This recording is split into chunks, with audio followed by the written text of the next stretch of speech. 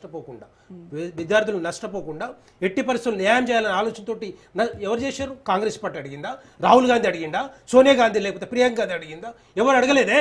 మేము చేసినాం. అది స్వతహాగా తెలుసుకున్న తర్వాత 25 లక్షల మంది విద్యార్థులకి నష్టపోకుండా మెరిట్ విద్యార్థులకు న్యాయం జరగాలనే ఆలోచనతోటి మేము చేసినాం. మేము చేసిన తర్వాత రీ ఎగ్జామ్ కానీ రీటెస్ట్ కానీ సొంత డబ్బులతోటి కేంద్ర ప్రభుత్వ డబ్బులతోటి ఒక్క పైసా కూడా అడగలేదు ఎక్కడ కూడా. మళ్ళీ రీటెస్ట్ పెట్టాం, రీ ఎగ్జామినేషన్ అయిపోయింది, రిజల్ట్స్ కూడా వచ్చినాయి.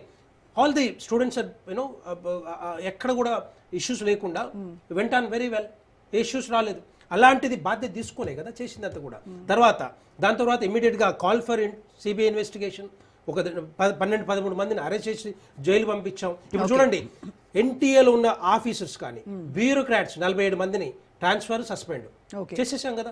ఎవరు చెప్పారు? వీళ్ళు చెప్పిర్రా? ఒకటి సూచన చెప్పవా అంటే పారిపోతూ మీరు ఏం మాట్లాడకుండా నాకు ఎట్లాగా 6 రోజుల నుంచి పార్లమెంటు నడుస్తలేదు. ఎందుకు నడుస్తలేదు? మీరు ఏం చెప్పలేక.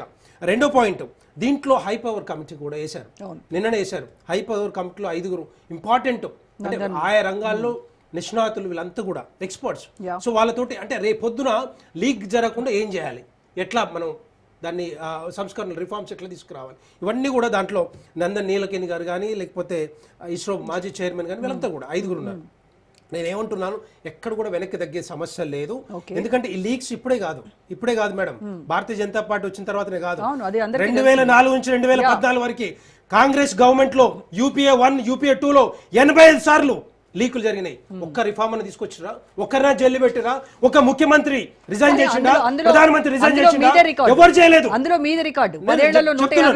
దానికోసం అనేసి ఇప్పుడంతా కూడా ఒక కాంగ్రెస్ గవర్నమెంట్ ఒక రాజస్థాన్ లోనే 23 సార్లు ఎగ్జామ్ కండక్ట్ చేస్తే 18 సార్లు లీక్ అయింది. 18 సార్లు అశోక్ గెహ్లాట్ ముఖ్యమంత్రిగా ఉన్నప్పుడు 18 సార్లు లీక్ అయితే ఇదే కాంగ్రెస్ పార్టీ ప్రియాంక గాంధీ ఏం మాట్లాడి చూడండి, ఒకసారి ఏం మాట్లాడతారు చూడండి. బड़ी సమస్య హై, అది మా పరిధిలో లేనటువంటి విషయం అన్నట్టుగా చెప్పింది కదా.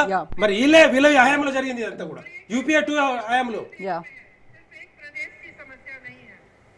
ముఖ్యమంత్రికి ఎవరున్నారు? అశోక్ గెహ్లాట్ గారు ఉన్నారు. ఇలాంటిది వీళ్ళకి తెలిసి కూడా ఈరోజు బురద జల్లే రాజకీయాలు కానీ భారతీయ జనతా పార్టీ. ఇప్పుడు ప్రతిపక్షము సభలో ఉండకుండా వాళ్ళు వాకౌట్ చేసి వెళ్ళిపోతే మీరు బిల్లులు పాస్ చేసుకుంటారా? అదే చెప్పారు కదా, దానికోసమనే. ఇప్పుడు ఎన్ని రోజులని ఉంటారు మేడం? నాకు అర్థం అంటే ప్రతిపక్షం సూచనలు సలహాలు మీకు ఏం అవసరం? ప్రతిపక్షం వాళ్ళు జేపీసీకి సూచనలు ఇవ్వమంటే పారిపోతా ఉంటే, పంపించమని అడుగుతున్నారు కదా. సూచనలు ఇవ్వమంటే పారిపోతా ఉంటే, సలహాలు ఇవ్వమంటే పారిపోతా ఉంటే జేపీసీకి పంపడానికి మీకున్నటువంటి అభ్యంతరం ఏంటి? చేస్తాం, దేనికైనా చేస్తాం. ఇప్పుడు మేము ఇన్ని రిఫార్మ్స్ తీసుకొస్తా ఉన్నాం, దానికి కూడా రెడీగా ఉంటాం. ప్రాబ్లం ఏంటి? డెఫినెట్ చేస్తాం. అసలు దేశ చరిత్రలో ఎక్కడైనా ఉందా అండి ఒక కేంద్ర మంత్రి ప్రతిపక్షం లేకుండానే మేము బిల్లులు పాస్ చేసుకుంటాము అని అనౌన్స్ చేయడం అనేది? నేను అనేది ఏంటంటే, వీళ్ళకి చిత్తశుద్ధి లేకుంటే ఇప్పుడు స్టూడెంట్స్ మీద ప్రేమ, అభిమానం, ఇట్లాంటి సంస్కరణలు తీసుకురావాలన్న ఆలోచన ఉంది అసలు? ఎందుకు లేదు చెప్పండి. ఎందుకు పారిపోతున్నారు చెప్పండి. పోనీ దేనికోసం పారిపోతున్నారు? మీ దగ్గర కంటెంట్ లేకనా? మీ దగ్గర ఆలోచన లేకనా? ఎందుకు పారిపోతా ఉన్నారు? మాట్లాడండి. ఎంతసేపైనా పెడతాం మేము.